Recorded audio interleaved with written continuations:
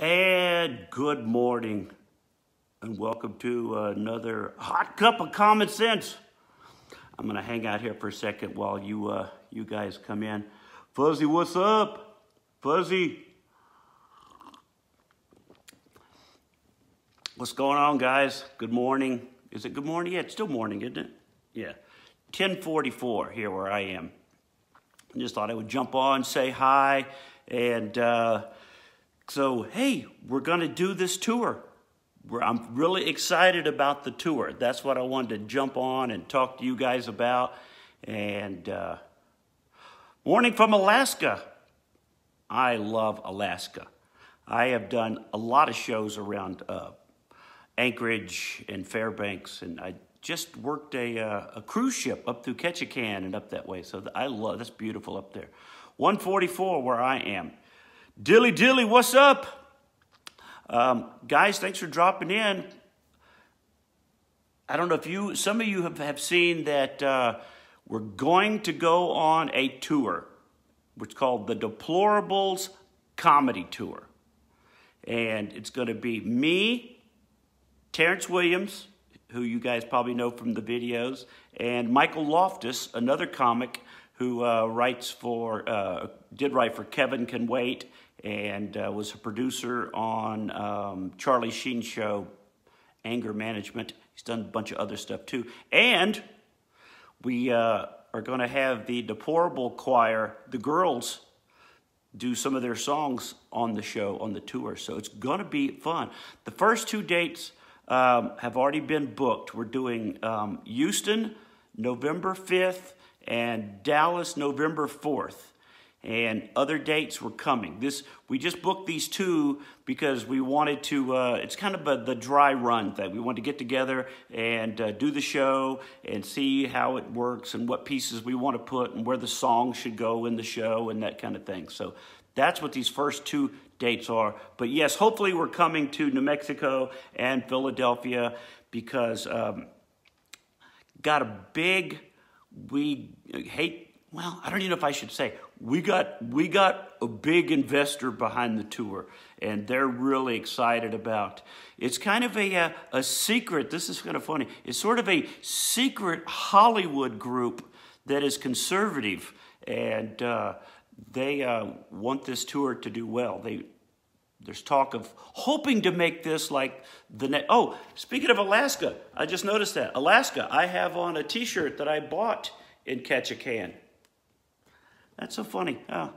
Anyway, they're hoping to make this go like possibly the next like blue collar kind of tour where it blows up and we do a lot of other things and TV and movies and sketch comedy. That's why we've all been sort of working together to put this together. So, the hearts. I love the hearts. Those things, I don't know why that makes me happy. Hearts make anybody happy.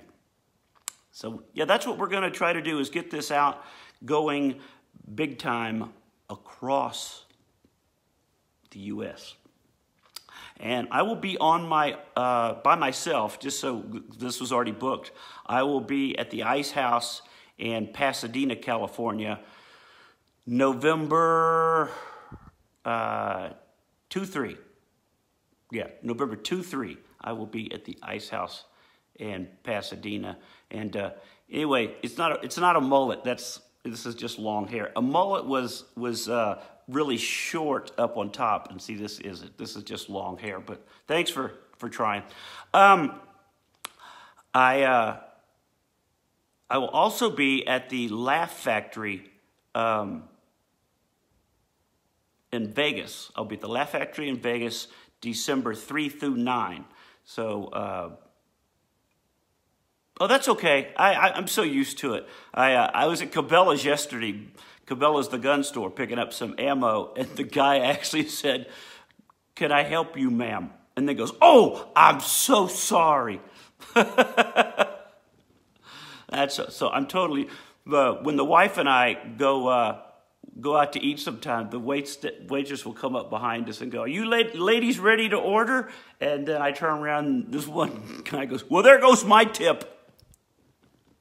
So I tipped him more. I'm used to it. People ask me why I still have long hair. Why do I wear my hair long? Here's why. 2 reasons. I'm a big fan of Southern rock. I've always been a big fan of Southern rock, and just like the look. And my wife, who loves long hair, has actually told me I can never cut my hair. So I cut a couple inches of it off not long ago. So anyway, when I have to audition for stuff, a lot of times I will just, you can just pull it back like that, and people go, "Oh, look, he's a nice normal person." But if I look like this, I look like every other white boy in the world. Every other white comic in the world looks like this. But if I walk out on stage like this, people will go, "What the hell is this?" And then you have their attention right off the bat. Does that make sense? So I do it because I can. That's the other reason I do it, is because I actually have a job that I don't have to cut my hair. And it's funny when I'm on Twitter and people want to argue with me, that's the first thing they'll go for. It's like, "Yeah, we're going to argue with the homeless guy." This is my home, by the way. Bring it. I just find a lot of people that want to attack. This is not the mullet person. I'm totally cool with you. I'm so used to it. What was I going to say? Oh, just because I like it. That's it. Self-employed. That's it. I don't have. Oh, I know what I was going to say. Is because a lot of guys that attack on Twitter, they're so afraid to be individuals. They are so afraid to be individuals that they're like, "What's the matter? You can't afford a haircut?" No, I can afford one. I just don't want to be a sheep. I don't want to have to go, "Look at this. I've got the new," I call it the, what's the guy? Forrest Gump haircut. Because they shave it on the sides, and then there's hair on top. And it looks like what Forrest Gump did to himself. So that's the new hipster hair. Ooh. Anyway, Trump 2020, that's what we're here about. I don't want to get off on that. Went off on a tangent. But that's basically what I get. Anti-corruption, that's basically what I get, is people think I'm a biker dude that does comedy.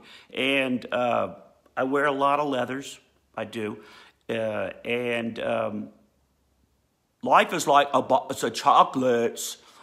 Jenny always said. And yeah, so there's that.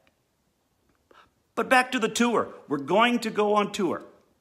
Michael Loftus, Terrence Williams, the Deplorable Girls, the Deplorable Choir, and me. And we'll be going all around the country. So very excited about it. I'm very, very excited about it. Last year, I toured with Chad Prather. I don't know if you guys know Chad. He and I went out on tour and did great because we had this song called Friends and Safe Spaces. I don't know if you've ever heard it. If you've not, go to YouTube and check out our song. It was called Friends and Safe Spaces. And it's gotten, so far with Facebook, YouTube, and all the retweets, I hear it's up to over 8 million views and listens, or however you kids are doing it on YouTube these days. Because it got YouTube views got shared, people copied it, put it on their YouTube page, and apparently all collected is a nice big giant number, which is very cool. So check that out. But anyway, I just wanted to drop by, say hi, be on the lookout for, Terrence is a good guy. Terrence has done some very, very funny stuff. For a young kid, he's doing well. We're very happy to have him on the tour. Fox News just had a thing about us doing the tour, which is very big. Fox News did a whole story about the tour, and I tweeted last night as I was about to go to bed, hey, President Trump, I know you're really busy, but it'd be great if you could share this and give us some promo for the tour. That would be amazing if President Trump just took a second and went, yeah, go see these guys. Bam! Oh. So, anybody from Texas, you'll recognize this. Buc-ee's, it's my favorite gas station in Texas. Buc-ee's, what an amazing place. If you're ever in Texas, find a Buc-ee's. Thank you, Alaska. Thanks for doing that. I appreciate it. And yeah, check out Buc-ee's and eat a kolache. I don't know if you guys have ever had a kolache. If you haven't, get a kolache from Buc-ee's, and you can thank me later. So where is everybody? Let's do a little quick check. Where's everybody? I know we had Alaska, and there was a PA, and oh, thank you. Love you, bitches. Share it on Twitter. I appreciate that. Thanks for sharing it. Were you in Colorado before? Yes, I live in Colorado. I was a radio DJ here in Colorado for a lot of years. Texas, Texas, our Texas, all hail the mighty state. Texas, our Texas, so wonderful, so great. Boldest and grandest, withstanding every test. Empire wild and glorious, you stand supremely blessed. Yeah, Texas, you gotta beat Beto, whatever the hell. The fake Hispanic guy. You gotta beat him. You got to. I don't know. I read an article the other day that's like, Democrats love Beto, beat it because he's cool. Never, ever vote for anybody just because you think they're cool. I mean, you can come see a show because you think it's cool. You can follow a band because you think it's cool. But never vote for anybody to run a country or run a state because you think, hey, they're kind of cool. They were on a surfboard. We got that with Clinton. Remember, Clinton came out and played the saxophone on Arsenio Hall's show, and everybody went, hey, he's cool. Yeah, got us 8 years of that. What is Obama? Isn't he like 1024th Christian? Oh, here we go. Dog the bounty hunter let himself go. I love when people try to slam. It's so funny. Because actually, Beth Chapman is a friend of mine. So, Obama on a skateboard. Yeah, Beto is, he is what, if Obama fell in some bleach, you'd get Beto. I'm way above dog, bitches. I'm way above dog. Speaking of dog, I got one laying over here on the back of the couch.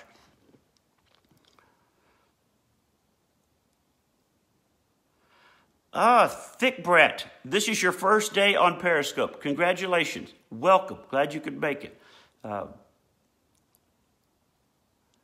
Yeah, and what's the other thing that's big in the news today? Might as well, we're sitting here chatting. The caravan that's coming up through the Central America. Oh, yeah. You want to see the doggy? All right, somebody says, let's see the doggy. Butterfly, butterfly, butterfly, butterfly. There she is. Big killer dog right there. Hey, butterfly, butterfly. Yeah, she didn't sleep good last night. So she's kind of all just tired and stuff.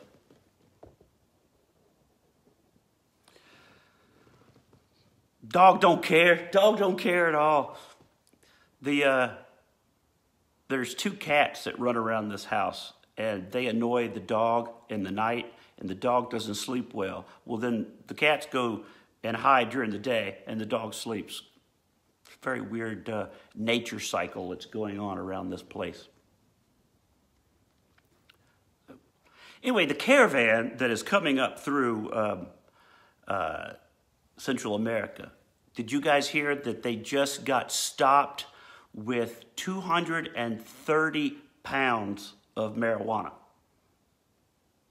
Yeah, because they're coming for a new life. That's the only reason they're doing that. A dog doesn't worry about the opinion of cats. That is true.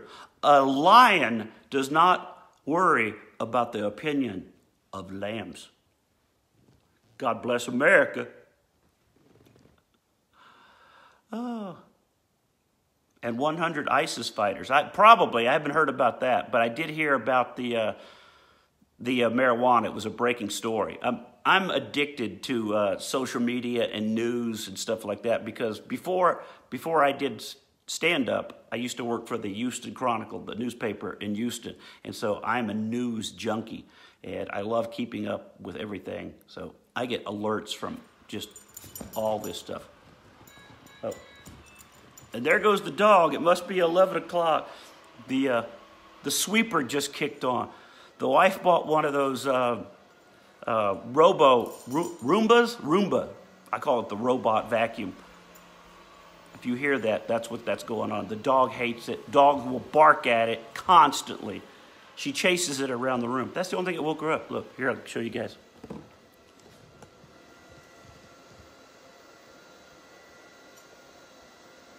Get it. You gonna do it this time, or are you gonna not bark at it? Okay.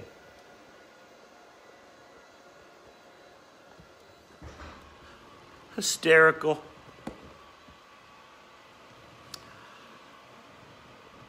She is cute. She weighs a whole 4.5 pounds. She's a teacup poodle.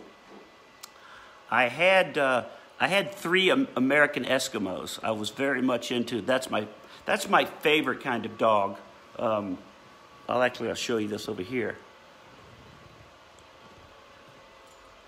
Those 3, 1, 2, and there's another one there, 3. Those are my, when my dogs died, I had them cremated, and that's them right there. I loved my dogs. And so much, I got my dogs tattooed on my arm after they died. Those are my dogs. Pork chop and applesauce. That's pork chop and applesauce, and that's moon pie. And after they died, I did this because they're up in heaven and they're overlooking me. And so when I designed this, I'll show you. This is what my thinking, because the dogs are kind of but when my sleeve is down, see, you see a skull. So it's very manly like this, but then I go, oh yeah, that's my dogs. I know, that's very weird. But like I said, I was an artist for the newspaper in Houston before I did stand-up, so I designed that. Anyway, I just wanted to jump on and say, yeah, see, I think tats should have a meaning. They should have a real meaning. I used to be almost against tats because everybody was getting them because they just walk in and I want that. I want a Disney character. Or I want this off a wall, or I just want that, and they just getting nothing. They didn't mean anything. And then one day I realized, no, if you do it, you design it, it means something. But just don't go in there and go, oh, I got a tribal, or look, I got some barbed wire on my elbow, or I got a Tinkerbell Disney character because I love Disney. Tattoos should totally have a deeper meaning, much deeper meaning. My mom hates it. My mom says that this is how the police find people. She said that's what, it's one of those things like, you'll recognize him because he has a tattoo of 3 dogs on his arm, or, you'll recognize him because he has a beer can tattooed on his cheek. Those kinds, that's the way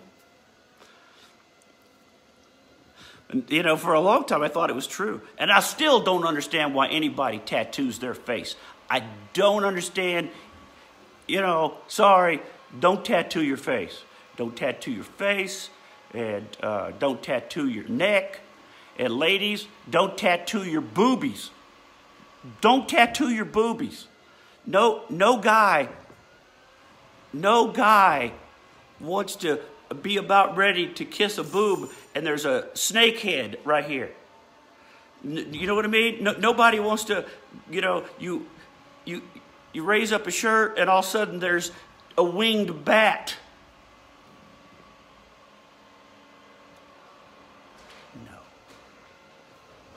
No winged bats. No snake coming up out of your panties, ladies.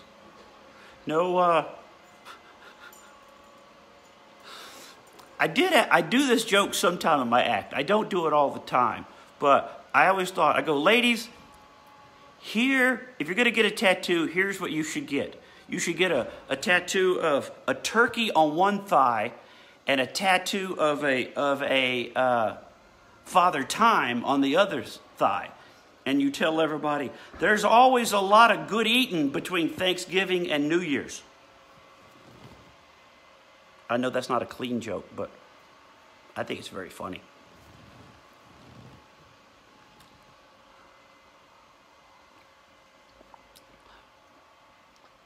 I'm a conservative, not a Christian comic. Yeah, the stick figure mowing the bush is always funny. I've seen that a couple times.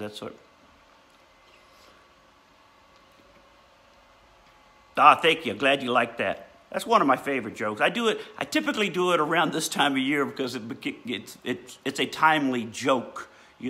Thanksgiving, New Year's, Christmas.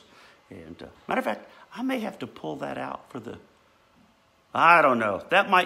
What do you think? That joke might be too dirty for the Deplorables tour. Because, a lot of people that are conservative are a lot more. I believe, you can tell by my cross walls, as I tell people, I'm forgiven. I'm not perfect. No. Look at these people. No, don't. No. No. Oh. Well, guys, thanks for dropping by. I've got to run. I've got to record. I do a podcast called Remasculate, and I have to go record that. I'm not doing a whole podcast today, but I have to record a movie review.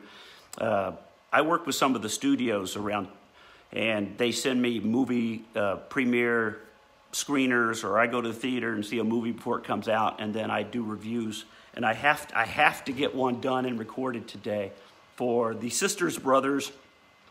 And there's another one that's coming out called Big Kill, which is Sisters Brothers I loved, Big Kill I liked.